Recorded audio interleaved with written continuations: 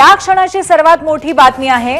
Police सूत्रांच्या माहितीनुसार शेजारच्या इमारतीतनं सैफ अली खानच्या इमारतीमध्ये चोर उडी मारून आला असं आता कळतंय। चोर शेजारच्या इमारतीतून उडी मारून आल्याचं सीसीटीव्ही मध्ये चित्रित झालेलं आहे।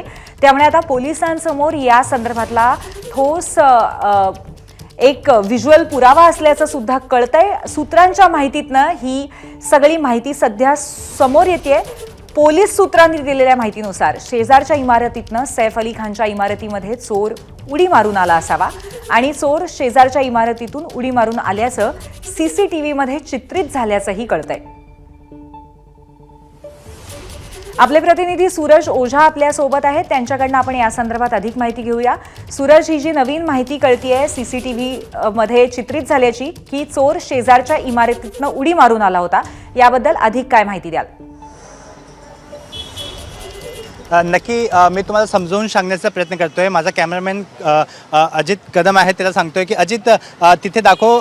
आपल्याला आपण पाहू शकतो की ही जी दोन इमारत आहे, ही या इमारतीमध्ये सैफ अली खान राहतो। ह्याची मागची जी इमारत आहे त्याचा जो बॉर्डर आहे आपण पाहू शकतो व्हिज्युअल्समध्ये, तो जो बाउंड्री वॉल आहे त्याची हाईट खूपच कमी आहे। त्यामुळे या व्यक्तीने त्याचा फायदा घेऊन त्या दिशेने तो आत शिरला होता असा पोलिसांच्या तपासात समोर आलेला आहे। आणि ह्याचे जे दृश्य आहे ते याच इमारतीमध्ये जे सीसीटीव्ही कॅमेरा लागले होते त्यामध्ये कॅप्चर झालेला आहे। तो उडी मारत असताना तो कॅप्चर झालेला आहे। उडी मारून तो या इमारतीमध्ये शिरला असाही देखील त्या सीसीटीव्ही फुटेजमध्ये कॅप्चर झालेला आहे। आपण पाहू शकतो की या इमारतीचा जो फ्रंट प्रोटेक्शन वॉल आहे त्याची हाईट जास्त आहे आणि या हाईटच्या बरोबरच त्याच्या बाजूला जी वॉचमॅन सिक्युरिटीची जी केबिन आहे तीही देखील बाजूलाच आहे। म्हणून जर या भिंतीचा जर वापर केला असता तर तो वॉचमॅनच्या नजरेत आला असता। त्यामुळे ज्या आरोपीने ह्या दोन जी इमारत आहे, ज्या इमारतीमध्ये सैफ अली खान राहतो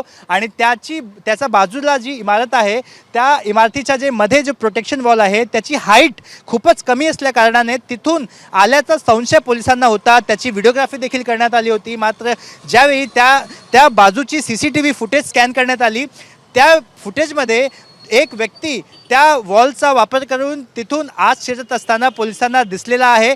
यामध्ये पहिले दोन सस्पेक्ट पोलिसांच्या नजरेत होते, मात्र आता जे सूत्र आहे ते दावा करतायत की यामध्ये दोन नव्हे तर पोलिसांच्या नजरेत तीन सस्पेक्ट आहे, संदिग्ध आहे, ज्यांचा शोध घेण्यासाठी 15 वेगवेगळी टीम बनवण्यात आलेली आहे।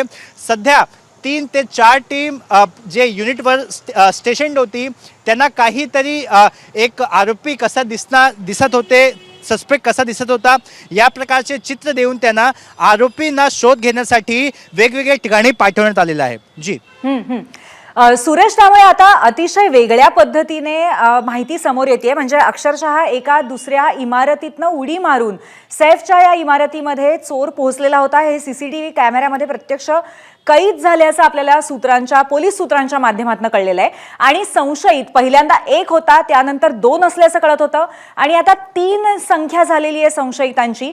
त्यामुळे आता जो एक कुठेतरी दावा करण्यात येतोय की केवळ चोरीच्या साठीच या पद्धतीचा हल्ला झाला होता, तर इथे कदाचित चोरीपेक्षा इतर शक्यता सुद्धा असू शकतात का सूरज? नक्की यामध्ये मी एक जे पोलिसांचं म्हणणं आहे त्याप्रमाणे आपल्याला सविस्तर सांगतो की जे 3 सस्पेक्ट आहे पोलिसांचं म्हणणं आहे त्या तिघांपैकी एक असण्याची शक्यता आहे, किंवा 2 असू शकतो किंवा 3ही असू शकतो।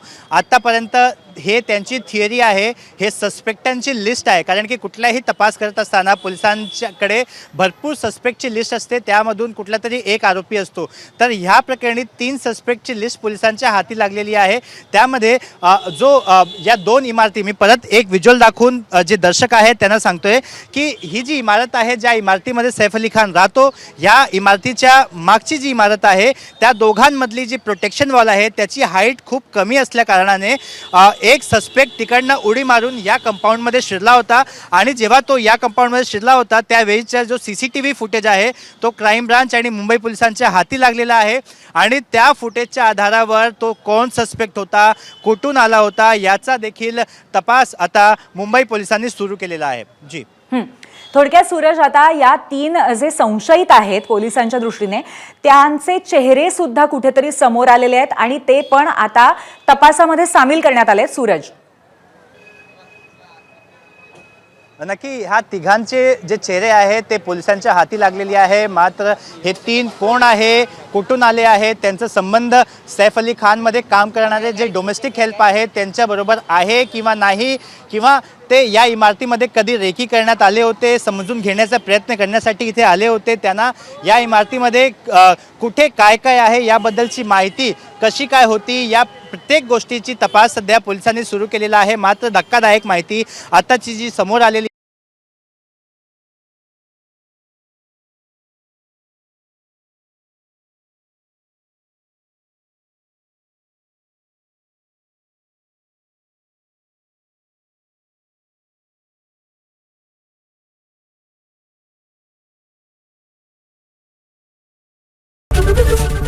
एबीपी माझा, उघडा डोळे बघा नीट.